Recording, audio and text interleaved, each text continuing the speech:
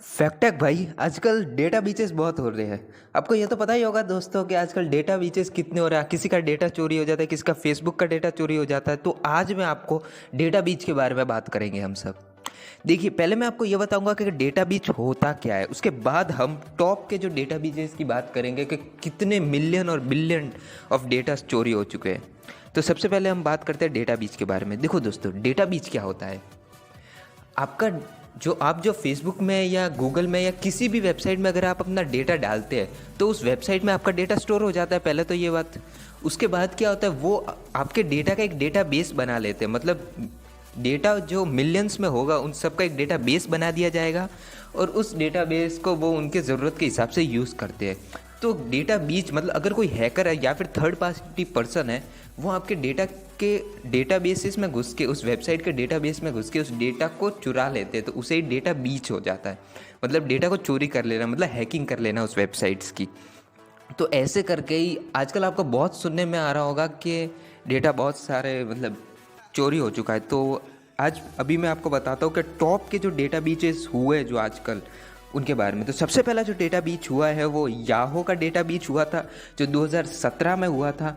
जो 3 billion accounts जो होते हैं याहो के, याहो आपने याहो का जो ब्राउज़र सर्व किया होगा, जैसे गूगल है, क्रोम है, ओपेरा है, ऐसे बहुत सारे ब्राउज़र होते हैं। उनमें से जो फेमस, जो 2002 के समय का जो फेमस ब्राउज़र था वो याहो ब्राउज़र था। आपको पता होगा क्योंकि उसके बाद गूगल ने भी रफ्तार पड़ी, तो गूगल भी बहुत आगे निकल गया और याहो थोड़ा पीछे लग गया। लेकिन याहो आज भी बहुत ज़्यादा लोगों की यूज़ में लिया जाता है। तो याहो का जो डेटा बीच हुआ था उसमें 3 बिलियन अकाउंट्स चोरी हो चुके थे।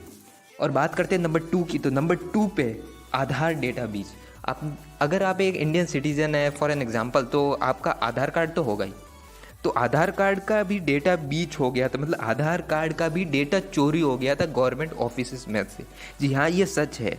तो ये हुआ था मार्च 2018 में, जिसका इम्पैक्ट जो हुआ था वो 1.1 बिलियन पीपल का, मतलब समथिंग 1.1 बिलियन लोगों का जो आधार कार्ड के उनका जो डेटा होगा, एज वगैरह, एड्रेस, वो सब डेटा लीक हो गया था। उसके बाद तीसरा जो सबसे ट्रेंडिंग में चल रहा है वो मैं आपको बताने वाला हूँ, फेसबुक का डेटा बीच। फेसबुक का भी भैया डेटा बीच हो गया था। आपको ये तो पता ही होगा कि अप्रैल 2019 को फेसबुक के 540 मिलियन यूजर्स, वो ऑल ओवर द वर्ल्ड का डेटा चोरी हो गया था, लीक हो गया था। और उसके बाद उस डेटा को मैं आपको ये लास्ट में बताऊंगा कि उस डेटा को हुआ हो गया, इसकी एक बड़ी स्टोरी है। तो उस फेसबुक का डेटा बीच हो गया था। उसके बाद चौथे नंबर पे जो हुआ था वो हुआ था स्टारवुड नवंबर।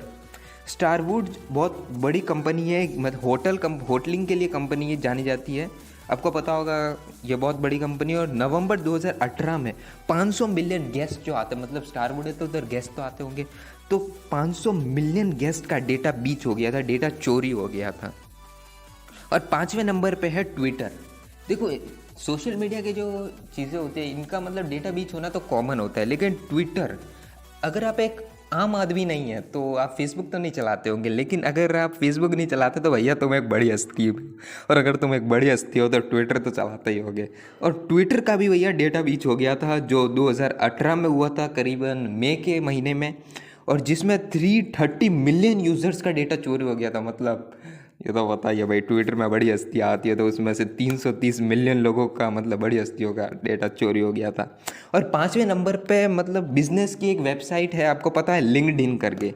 लिंक्डइन एक बिजनेसर्स के लिए वेबसाइट है, जो मतलब वेब डेवलपमेंट करते हैं, बिजनेस में अपने एम्प्लॉयज़ को खोजते हैं, उनके लिए एक वेबसाइट है जिसका डेटा बीच हो गया था जून 2012 में, जिसमें 1.65 मिलियन यूज़र्स का डेटा चोरी हो गया था।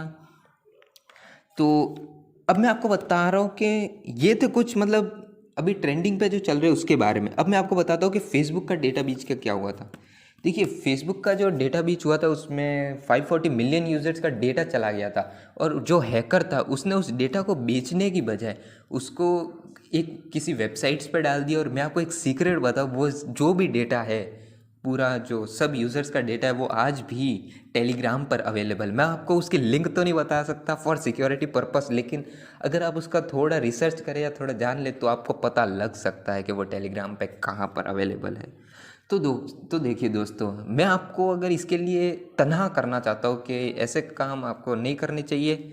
अपना डेटा किसी भी अनरीजनेबल वेबसाइट पे नहीं डालना चाहिए, क्योंकि आजकल कोई भी चीज़ सेफ़ नहीं है। तो मैंने आपको बता दिया कि ये डेटा ब्रीचेस होते क्या है। अगर वीडियो पसंद आया तो लाइक कर देना, वरना चैनल तो सब्सक्राइब कर ही देना भैया। तो मैं आपको मिलता हूँ अगले वीडियो में। अगर आपका कोई भी सवाल है तो कमेंट बॉक्स में ज़रूर लिखिएगा। Thanks for watching.